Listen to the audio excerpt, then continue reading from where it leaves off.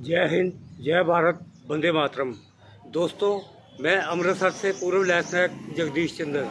दोस्तों, आज मैं बात करने जा रहा हूं हेड कांस्टेबल अमनदीप कौर के लिए। इस केस में जो मर्जी हाहुला हो जाए और मैं दावे के साथ कह सकता हूं रिजल्ट 0 होगा।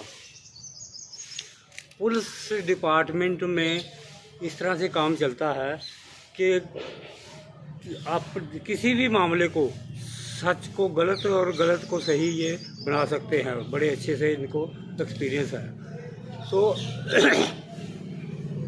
इस मैडम के साथ हायर अथॉरिटी लगता है सब मिले हुए हैं। अगर ऐसा ना होता तो यहाँ तक नौबत नहीं आती। ये आज ही थोड़ी काम करने लगी है, ये कब से कर रही होगी। तो ये इन केसों में कुछ नहीं होता है। जैसे कि मेरे कर्नल की सेकंड मैरिड बीवी, बिल्कुल सेम इसी तरह का केस था वो। उसके ऊपर भी आर्मी हेडक्वार्टर से, जनरल एएस वैद के ऑफिस से इसके तार मेरी सेकंड मैरिड बीवी ऑफ दी कमांडिंग ऑफिसर के तार जुड़े हुए थे। उसी की मेहरबानी से ही वो दोबारा लगा था सीओ, नहीं तो लगने के लायक नहीं थे उसके रिकॉर्ड। तो ये मैडमें, इस तरह की मैडमें कुछ भी करवा सकती हैं, ये पॉसिबल है। तो ये तो अपनी गाड़ी में जा रही थी। मेरे सीओ की सेकंड मैरिड बीवी दिसंबर 81 में जोंगा नंबर 1 जो हमारी गाड़ियां जाती थी 26 जनवरी और ACR 2 के लिए जा रही थी, उनके साथ जोंगा नंबर 1 और आर्मी का ड्राइवर साथ में ले गई और कम से कम 1.5 महीना तक वहाँ रखी। ये देखो सीओज अपने लिए कैसे पावर इस्तेमाल करते हैं, दूसरे को टांग देते हैं। तो जब 1.5 महीने के बाद करीब लौटी वापस डुप्लीकेट कार्डदारी के साथ 10,000 किलोमीटर जोंगा नंबर 1 चला के आई। तो कुछ ऑफिसर जो इससे चिढ़ते थे, जिनको ये दादागिरी दिखाती थी, आर्मी हेडक्वार्टर में मेरे तार जुड़े हुए हैं, तो उन्होंने शोरगुल करके इंक्वायरी तो बिठा दी। बट उसका रिज़ल्ट, जैसे मैं ये बोला हूँ कि रिज़ल्ट 0 होगा।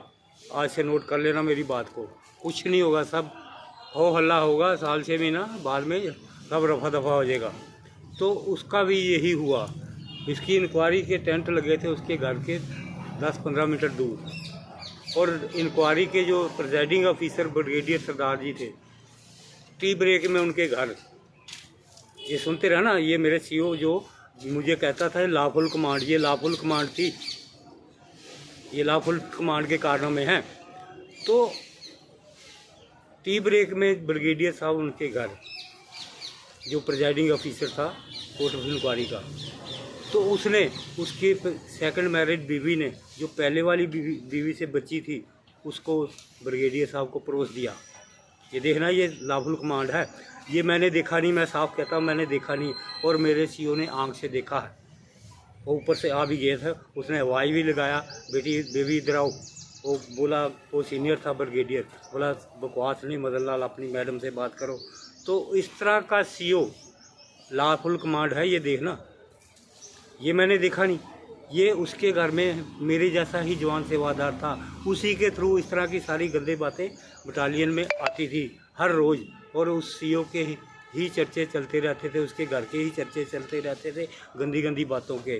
तो मेरी इन बातों के ऊपर हायर अथॉरिटी को मैंने जनरल वैद साहब के ऑफिस में लिखा कि वो सीओ नाम के लिए बैठा है, सारे काम उसकी सेकंड मैरिड बीवी गलत उल्टे पुल्टे कर और करवा रही है।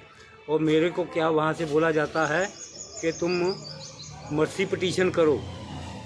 देखना ये इनका दिमाग, ये इस तरह से रफा दफा करते हैं। तो मैं सीओ की कंप्लेन कर रहा हूँ और मुझे कहा जाता है कि मर्सी पिटीशन करो। इनका दिमाग देखिए गधों का। ये जो दिल्ली में जाके पहुँच जाते हैं, बहुत ज़्यादा वफादार बनते हैं, कहते हैं हम देशभक्त हैं। ये देशभक्ति तब भी थी, अब भी यही कुछ हो रहा। कोई देशभक्त नहीं है। अगर देशभक्त कोई होता ना, मेरा कम से कम 1000 जगह केस गया, किसी को शर्म नहीं आई। मेरे इन चीज़ों का कोई जवाब नहीं देता है। जबकि जवाब देना बनता, कोई है इस देश का शासक तो उसका जवाब देना बनता है। अगर मैं गलत हूँ तो मुझे पकड़ लीजिए, नहीं तो उसको पकड़िए बेवकूफ़ के बच्चे को। ओके बाय, जय हिंद।